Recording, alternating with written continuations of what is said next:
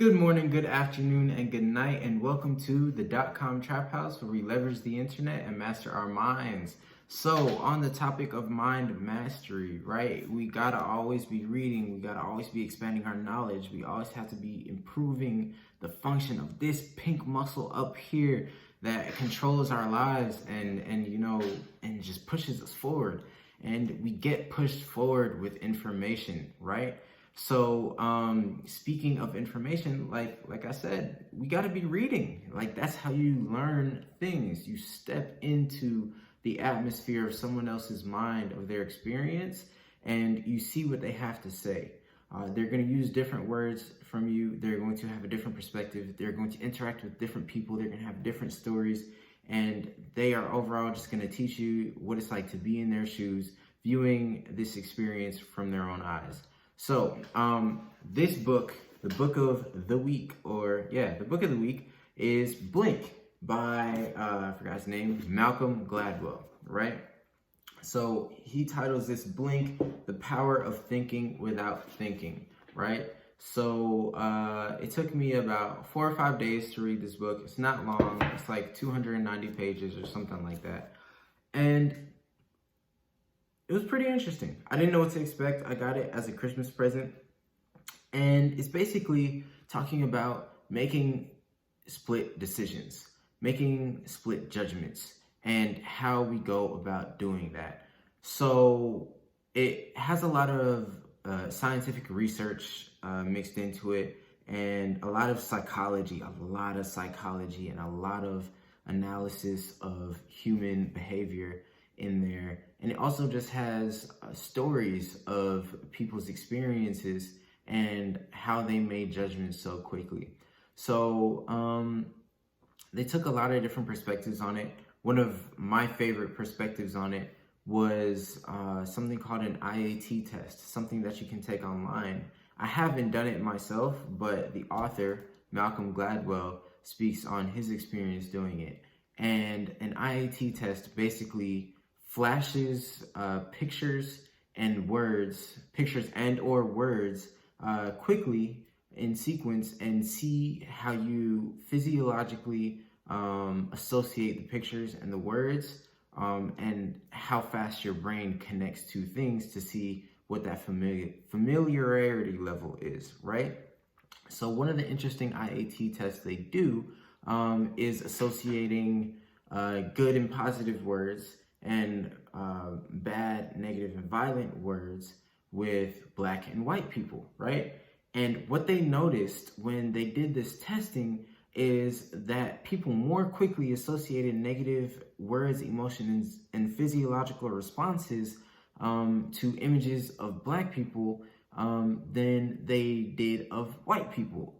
It was easier, actually, to associate good, positive, and pure words with white people. So it's interesting how people have been framed to think of people of color, and how people have been framed to think of white people. And I think that speaks immensely to the history of our major nations today, America and European nations, that have a long history of racism, servitude, and slavery, and oppression as well. Is because you have framed generations of people to think that one collection of people is worse than the other collection of people simply by the color of their skin and nothing else. And that is such a powerful frame that it has leaked into the very culture of our being. And that is some interesting stuff.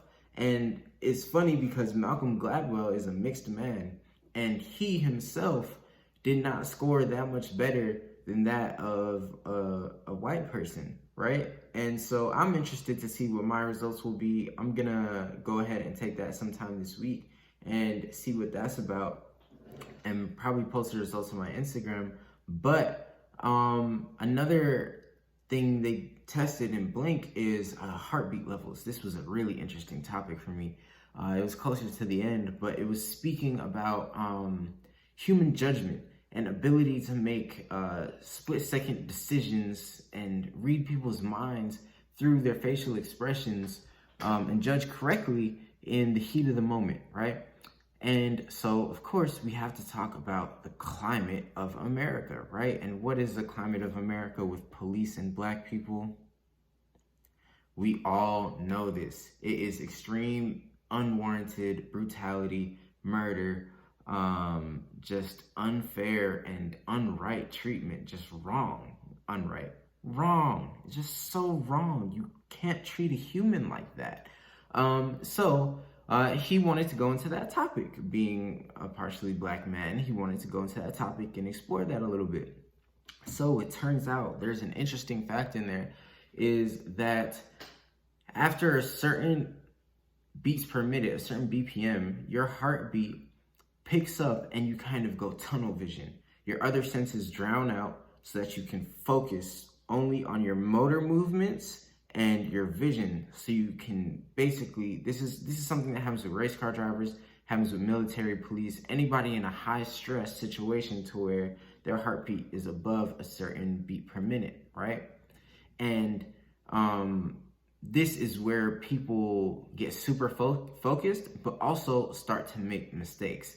Because as that heartbeat continues, then people lose the ability to really read somebody's mind and really slow down, take a step back and see what's actually happening in the moment and see the person for the person, right? But after a certain amount of time, your body just kind of freezes up, you lose motor function, and your blood focuses to the center mass of your body to try to, defend itself in case you get harmed. So this explains some interesting things, because police who have a preconceived notion of what it is to be a black person, aka dangerous, a threat, a predator, can't be trusted, and you're in the position of authority and somebody has told you that it is okay to eliminate, kill a person who threatens you, you now see this person as an automatic threat, even when they're acting fairly normal for the given situation.